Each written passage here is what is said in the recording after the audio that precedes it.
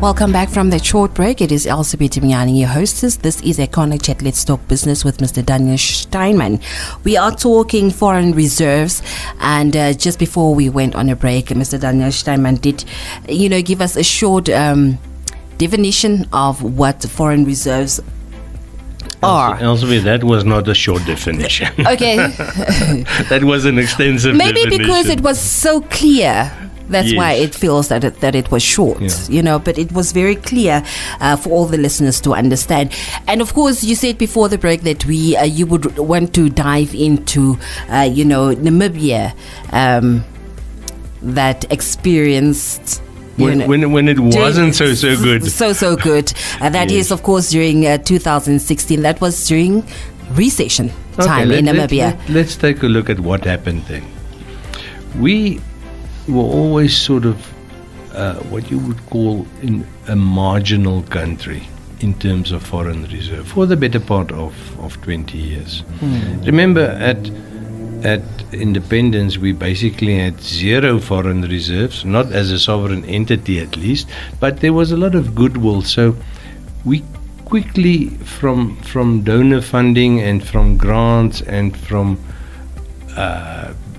sort of money that came from various well-wishers in 1990, 1991, 1992, we quickly built up a small amount of foreign reserves.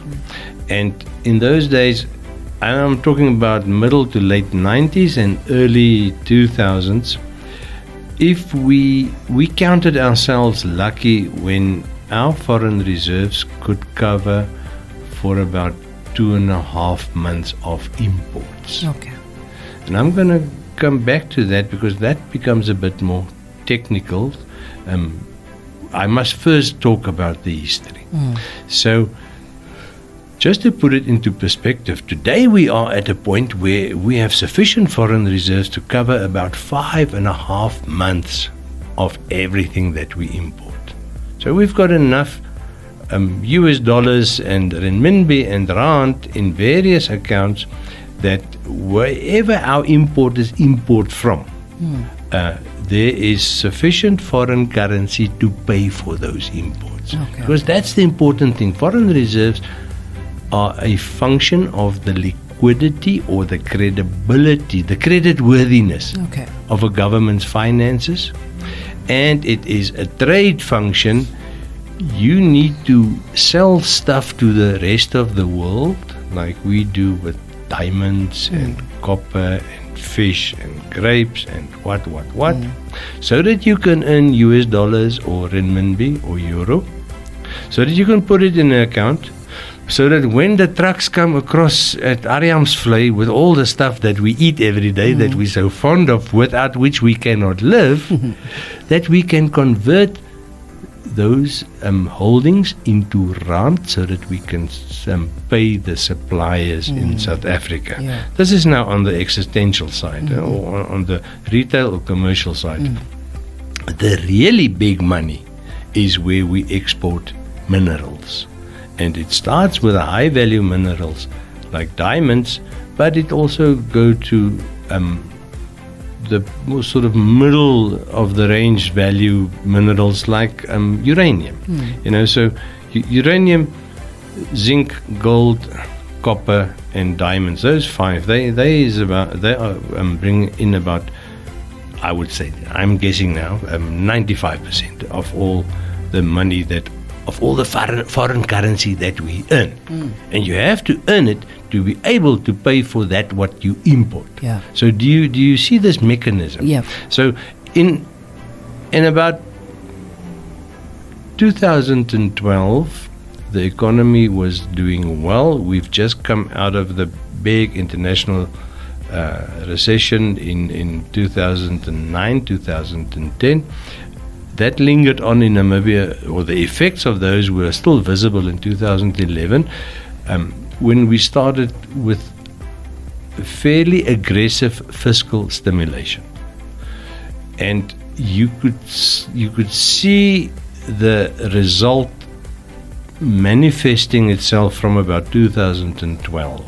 So 2012, 13, 14, 15, those 4 years were very good years. We stimulated the economy. The output was massive, but the investment was also massive. And by investment, immediately it implies that we borrowed money to put into the economy so that you could see future growth. And the growth was impressive. Okay. And then we got to the end of the cycle. And by the end of 2016, it was very obvious that we were heading for a recession for a number of reasons over which we had control, but also for some very important reasons that we did not control. Since we are a small economy, if it goes well in South Africa, then it goes relatively well here as well. And if they sneeze, then we are in bed with a grip. So foreign reserves were slowly built up, and then we got to the point October 2017, and that was the deep part of the trough. That is when we were in the biggest trouble with foreign reserves. And that is also when we took out the first euro bond. And were it not for that euro bond, Namibia would basically have ground to a halt at the end of October 2017. And the foreign reserves were basically nothing. We didn't have sufficient foreign reserves to keep the country running. This was October 2017. And in the last part of our talk, I want to dwell on where we are now so that people can understand what massive advances we have made from that deep crisis towards the end of 2017 compared to the very liberal liquidity that we enjoy today.